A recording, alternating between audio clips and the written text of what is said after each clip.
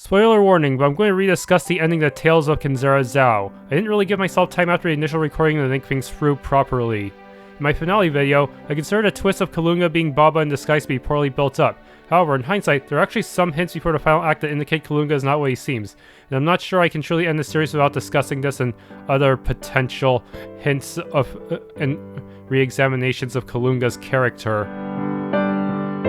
At the start of the game, Zhao and Kalunga bring up the terms of their deal, that Zhao will defeat the three great spirits in exchange for Baba's revival. If Zhao fails, Kalunga will take Zhao to the realm of the dead, effectively killing him. Considering how strong the great spirits are, you'd probably think this penalty is redundant. However, Kalunga being Baba in disguise actually provides some much needed context for the penalty. There's no way Baba's ghost should be allowed to leave the realm of the dead under normal circumstances. What if Kalunga himself is responsible for Baba leaving? That would mean Kalunga technically fulfilled his part of the deal early. This may seem rather nice of him, but this also means the deal is already initiated. If Zhao were to back out of the deal, Kalunga would have the right to delete Zhao in retribution for being an oath breaker. This also explains why it's absolutely necessary that Baba keeps this a secret. If Zhao doesn't know the deal has already been partially fulfilled, then he will be completely dedicated to the quest and he will never incur the penalty. In hindsight, that throwaway line about the death penalty was actually setting up the twist all along. Another bit of foreshadowing is that Kalunga is very invested in Zhao's success and conduct as a shaman, to the point where he acts as a strict father figure. While one could argue Kalunga just wants the three great spirits gone and wants to expedite the process by advising Zhao, it should be noted that Zhao isn't the only shaman, and some minor dialogue indicates that he isn't the only one to attempt this quest. Therefore, it would be strange for a supposedly detached god of death to be so invested in a single shaman who should just be a mere mercenary to him, unless they had a personal connection. There are some caveats to this, since while disguised as Kalunga, it's implied that Baba is being stricter than usual to Zhao, since he realizes Zhao has to survive without him in the long run.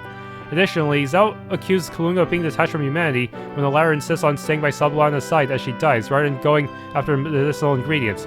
But if he was Baba all along, this may have been his way of trying to protect Zhao from the disappointment of failing to save someone again and being consumed by guilt. Plus, Baba having to ponder his own death in the afterlife may have caused him to adopt his mindset that death is inevitable, which is why he would rather have Zhao accept the inevitable instead of chasing false hope. In the end, Baba changed his mind and accepted that Zhao's attempt to find hope is proof of his compassion. Maybe this is less about Baba learning a new lesson, and more about rediscovering an old one that he had forgotten as a human. I also mentioned it would be interesting if Baba became a great spirit, but I think the game actually did turn him into one. We know Baba is a shaman and is the previous owner of the Moon and Sun masks, yet when it comes time to fight him, he fights using the masks of the three great spirits and doesn't really use anything similar to Zhao's abilities, which seems odd considering that Baba is so proud of shaman traditions, even in his Kalunga disguise. My own interpretation is that the very wish to bring Baba back turned him into a great spirit, since such a wish defies the natural order of life and death, even if it didn't give Baba a physical body. As a result, he ended up embodying the traits of all three great spirits and gained access to all their powers. Hell, maybe he actually gained the power of each great spirit as Zhao defeated them, since their deaths could allow Baba to essentially take their place. As for why a final boss battle is necessary, I don't think either Zhao or Baba are ready to pair with each other yet, which is why Baba fights in order to test Zhao and make him confront everything he felt when fighting the other three great spirits. In the end, Zhao proves that he can stand on his own as a shaman and bring peace to Baba like the other great spirits, allowing Baba to move on and properly return to the realm of the dead. Still, I kinda wish the real Kalunga would make an appearance to explain all of this.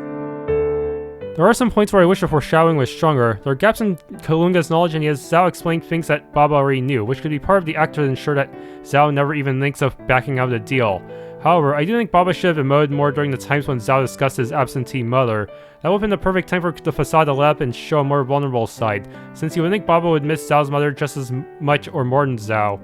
I have no idea if my interpretation of the plot is correct. I personally think it's possible to use too much subtext to the point where people have to make video essays just to make educated guesses about things that should have been more easily explained in the game itself. Still, I'm ashamed of myself for jumping the gun and not properly analyzing the plot before uploading the finale. I really need to do better when discussing more subtext-heavy plots. I'm going to have to make a lot of extra videos and blow up my hard drive. This will probably be it for Tales of Kenzera Zhao videos from me. If you enjoyed, please leave a like, subscribe, hit the bell icon, and maybe try the game for yourself.